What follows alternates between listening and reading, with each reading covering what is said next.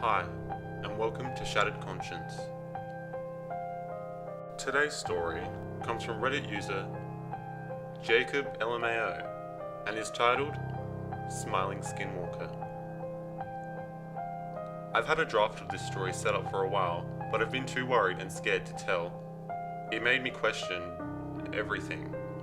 My faith, my eyes, my sanity. I've decided it's time to finally let others know about what I've experienced, as it may help me move on. At least that's what I hope. I recently moved westward to Arizona from the boring state of Oklahoma. I am a devout Christian. Never once before this had I believed there were entities in existence that we couldn't hunt down with our modern advancements. It's 2019 for heaven's sake. You'd figure if we wanted to find something, we would, and most of all, we could. It was the 23rd of December, 2018.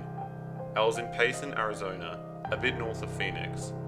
My friends and I, in our Christmas spirit, decided to head out north of town, about 5 to 6 miles or so into the forest on a secluded trail. It was cold that night. Some of my friends shivered and displayed obvious signs of unpreparedness. I was layered fairly well, and yet the winds and frigid cold punctured through my layers and onto me. We wanted to make a bonfire, warm up, enjoy ourselves, and a few drinks. I knew as soon as I got into the car to head that way, something was off. I felt sick, uneasy, and something in my gut told me to just stay home. But I couldn't put my finger on just what, and ignored my ever so looming feelings of anxiety. We picked up friends and headed to the trail. I'm a huge nature lover and always felt safe in the confines of the forest. I felt in control, at ease. But not tonight. It may sound cliche, but I'll be damned if it didn't feel like someone, or something, was watching me when we finally got there. And when I had gotten far enough down the trail that turning back would be no hasty endeavor, it finally hit me why I felt so eerie. That same year, during the weeks prior to Thanksgiving, I was here before. It's not a spot we usually go to, therefore I was not familiar with it, nor were my friends. We were coming out for the same reason we were in December, for a few drinks around a bonfire. It was late. I, however, hadn't had any spirits that night. It was my job to gather firewood. I didn't mind. My chance to survey and explore the area around us wouldn't be bad. Before I even left our area, things took a turn for the strange.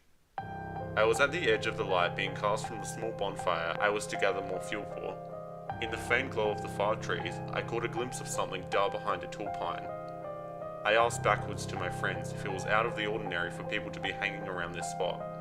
My query was only met with silence from them as they drank on. I took a few more steps beyond the comfort of the blaze, keeping my eyes affixed on the tall shadowy figure fixated behind the tall trees. I could faintly make out that it had moved in a slight bobbing motion, like a buoy upon a tide. My immediate thoughts drew a blank as to why someone would be out here doing this. Maybe I was seeing things, or it was a prank of some sort. I opened my mouth to call out or even crack a joke, but was mortified when I realized I could not speak. Something inside of me prevented me of making any noise. My heart raced. As swiftly as it came, it shot off into the distance like a bullet. Being startled so badly, I fell back onto the ground and kicked myself back like a spooked animal, scratching and cutting my hands as I did so. My friends saw me and laughed, thinking I was drunk. I managed to stammer out a line to what I saw, but was only met with a few blank stares and laughs, making me sound stupid. For the rest of the night, I never dared step away from the beams of the bonfire. As I walked down that trail, that frigid December evening, I remember what I had seen and felt on that cold November night, and my stomach dropped. My friends were slurring out Christmas carols and other drunk epiphanies. I knew they wouldn't listen to me even if I spoke out, so I ignored the guttural feelings, prayed for the best, and walked on. I hadn't been drinking much this night either. I don't enjoy alcohol as much as my friends, and often I was the one responsible for herding them home when the night was over. However, to calm my tense nerves, I had a drink or two from some Jaeger we had chilled in the ice chest. It was Christmas after all. It worked. We were all having a good time, enjoying our festive feelings and generally savouring the crisp forest atmosphere. Soon, nature called, and forgetting my prior ordeal, I began to walk away from the fire to relieve myself. I walked a fair 300 or so feet away towards a big rock resting behind some fallen trees, not wanting to be seen doing my business. I was not even far enough away from the fire to not be able to hear my friend's voice echoing through the woodlands. From behind me, my friend Corbin, who had come along, called out my name. I'll admit, I was tipsy, but nowhere near enough to not differentiate reality from a drunken stupor. I remember calling out to him, telling him to give me a moment to finish. I zipped up and turned to walk around the rock to where I heard him wander to.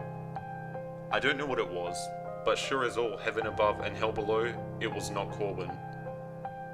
It took me a minute for my woozy mind to put this together and stop walking towards it. I am thankful I did. This being stood tall, at least 6 or 7 feet. Its eyes burned like our fire. It moved from a dog-like 4-limb position to standing tall. The light from the moon on this cold night radiated the body, showing off its dark, slender shape with an inhumane sheen. I began to sob violently. My mind ran in panicked circles.